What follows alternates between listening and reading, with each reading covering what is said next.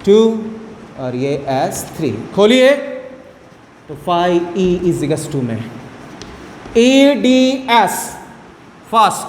अब मैं डायरेक्टली पद को बढ़ा नहीं रहा हूँ, S1 पर एंगल का मान 90 डिग्री था, प्लस EDS cos S2 पर भी एंगल कितना था 90 degree, plus EDS cos S3 पर थीटा कितना था 0।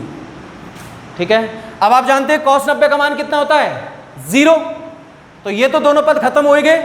और cos 0 का मान कितना होता है बेटा 1, होता है कि नहीं होता है, होता है ना।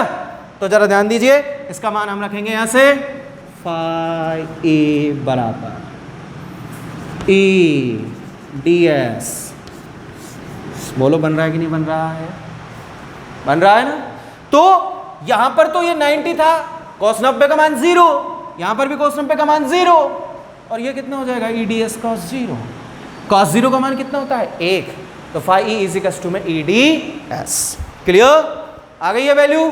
तो जरा ध्यान दीजिए, अब EDS cos S1 S2 S2, एक काम कीजिए, कोई दिक्कत नहीं है, हम इसका पूर्ण मान ही निकाल लेते हैं। जैसे कि हमने यहां पे रखा है E vector is equals to में DS, ठीक है ना। तो पूर्ण मान हमने S1 S2 S3 से शो कर दिया है ना, तो हम डायरेक्टली रख देते हैं S1 S2, या EDS को लिखने की आवश्यकता नहीं है। एक मिनट, असुविधा के लिए खेद है, क्योंकि हमारे पास पूर्ण क्षेत्रफल ज्ञात है। तो phi E is equals to में ES1 cos 90 ES2 cos 90 ES3 cos 0। ठीक है, ये खत्म, cos 0 का मान 1, तो phi E is equals to में ES3 आ गया भाई। ठीक है, अब जरा ध्यान दीजिए, S3 क्या है बेटा, यहां पर वक्र पृष्ठ का क्षेत्रफल। और देखो पहले जो मैंने DS लिखा था ना, आप DS से भी निकाल सकते हैं, कोई दिक्कत नहीं है, लेकिन मेरे पास क्षेत्रफल क्या था इसलिए मैंने सीधा लिख दिया। अब S3 बराबर में वक्र पृष्ठ के क्षेत्रफल का सूत्र होता है 2πRH। तो phi E is equals to में, ई तो अपनी जगह पर है और यहां पर लिख दिया 2πRH। चित्रानुसार आप देखिएगा, H हाइट लेंथ L के बराबर आ रही है कि नहीं आ रही है, H बराबर में L, ठीक है, H बराबर L, तो phi E is equals to में E इंटू 2πRL। अब तक कितने समीकरण हो चुके हैं हमारे, अब तक समीकरण हो चुके हैं हमारे एक भी नहीं, तो हमने इसको दे दिया है समीकरण नंबर 1। अब जरा ध्यान दीजिए, तुलनात्मक अध्ययन कराएंगे गाउस के नियम से, तो गाउस के नियम से, गाउस का नियम कहता है phi E is equals to में Q अपॉन एप्सिलॉन नॉट। समीकरण नंबर 2 कंपेयरिंग कराइए 1 और 2 से।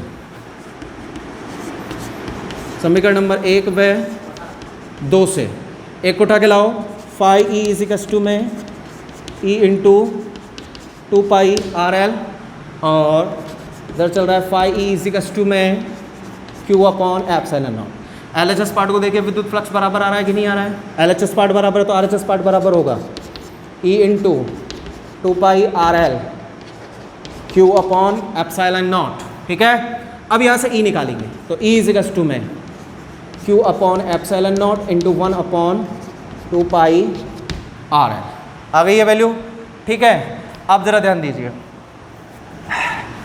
इसके अंश में हर में RHS पार्ट के अंश में मेरे पास क्या थोड़ी सी जगह कम पड़ रही है, इसलिए मैं शॉर्ट में कर रहा हूँ, Q upon epsilon not into 1 upon 2πRL। तो 2πRL इसके बटे में चला गया, इसके अंश भर में मैंने 2 का गुणा भाग करा दिया ना। तो अब यहाँ आ जाओ, यहाँ आ गया E बराबर में 2 का गुणा Q से कराया 2Q बटे में 2 का गुणा 2 से कराओगे तो 4 पाई, 2 का गुणा 2 से कराया तो 4 pi epsilon not into R, इसकी जगह कितना आ जाएगा L। आ रहा है कि नहीं आ रहा है आपके पास, आ गया भैया। ठीक है, अब जरा ध्यान दीजिए,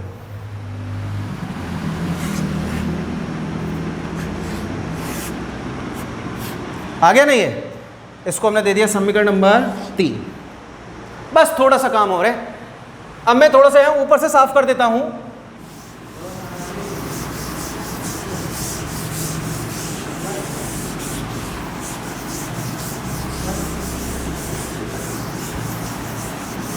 देखिए, उठा के लाओ इस समीकरण नंबर 3 को। समीकरण नंबर 3 कह रहा है E is equals to 2Q बटे में 4 pi epsilon not into 4 pi epsilon not into RL, ये चल रहा है आपके पास, इनटू RL, ये चल रहा है ना भैया? यहां से लिखा है ना हमने 2Q upon 4 pi epsilon not into RL।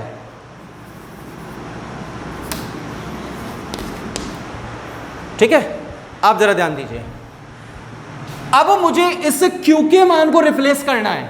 बहुत से टीचर क्या करते हैं, डायरेक्टली Q के मान को यहीं पर रिप्लेस कर देते हैं। हमने क्या किया है, यहां पर डायरेक्टली 2 का मल्टीपल करा के Q को यहां तक जिंदा रखा है। अब मैं Q के मान को यहां से रिप्लेस कर रहा हूं। तो देखो बेटा कैसे करूंगा। आप जानते हो कि ये तार कैसा था, रेखीय आवेशित चालक तार था। और रेखीय आवेशित चालक तार में मैंने आपको रेखीय आवेश घनत्व का सूत्र पढ़ाया है। अगर अल्प है तार तो लैम्बडा बराबर में होता है dq अपॉन dl।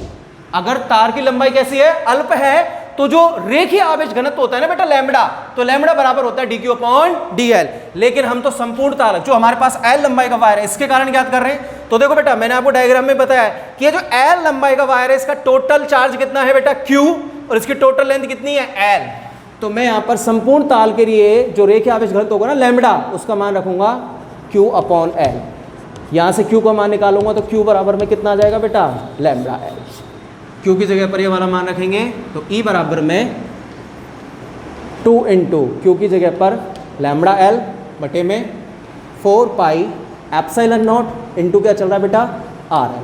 l से l क्या हो गया, कैंसल। ठीक है, E बराबर, अब मैं क्या लिख सकता हूँ, देखो 1/4 पाई एप्सिलॉन नॉट कितना हो गया, K 2, और गुणा में क्या चल रहा है, लैम्बडा, बटे में क्या चल रहा है, R। इसको बैलेंस करके मैं और क्या लिख सकता हूँ, थोड़ा दिखने में ठीक लगे, तो ये हो जाएगा 2K lambda upon small r।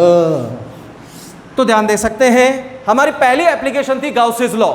और गाउसेस लॉ की जो पहली एप्लीकेशन थी वो थी कि किसी अनंत रेखीय आवेशित चालक तार के कारण किसी पॉइंट पर विद्युत क्षेत्र, यानी पॉइंट P पर विद्युत क्षेत्र की तीव्रता के मान की गणना।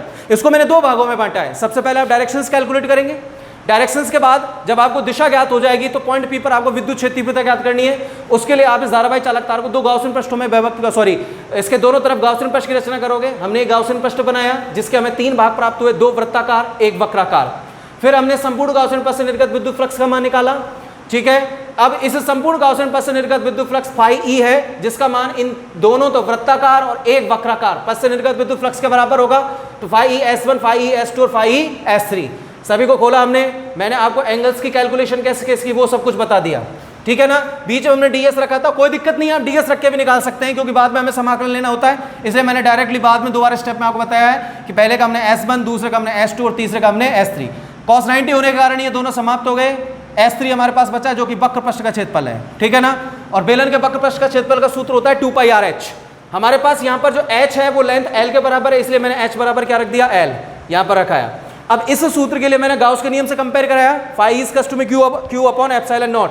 समीकरण नंबर 1 और 2 से मैंने तुलना कराई, तो आप देख सकते हैं फाई इज कस्ट में e इंटू 2 पाई RL, और समीकरण नंबर 2 है फाई इज कस्ट में q upon epsilon not. LHS part बराबर है, RHS पार्ट को मैंने बराबर किया। मैं फिर उसी चीज को रिपीट कर रहा हूं। बहुत से टीचर्स या बहुत से बुकों में डायरेक्टली q के मान को यहीं पर रिप्लेस कर दिया जाता है। मैंने q को यहां तक जिंदा रखा है। यहां पर देखिए मैंने इसके RHS पार्ट के आंसर में 2 को गुणा कराया, ठीक है ना, लेकिन मैंने q को यहां तक रखा है। मैंने q के मान को यहां पर आकर रिप्लेस कर दिया है। देखिए यहां से लैम्बडा बराबर q अपॉन l, q का मान मैंने यहां पर आकर पुट किया है ना, वो आप चाहे यहां पे कर लो चाहे यहां पे कर लो, बात एक ही है। तो विद्युत क्षेत्र की तीव्रता किसके कारण, किसी अनंत रेखीय आवेशित चालक तार के कारण क्या निकल कर आई है, 2k lambda upon small r। तो ये तो गए स्केलर फॉर्म में। अगर इसको वेक्टर फॉर्म में आप लिखना चाहें तो E वेक्टर बराबर में 2k lambda upon r into r cap, ये निकल कर आ जाएगी। ठीक है, आज की क्लास में इतना ही काफी। नेक्स्ट क्लास में मैं आपको गाउस की जो अन्य एप्लीकेशंस हैं उसके बारे में आपको जानकारी दूंगा। Thank you.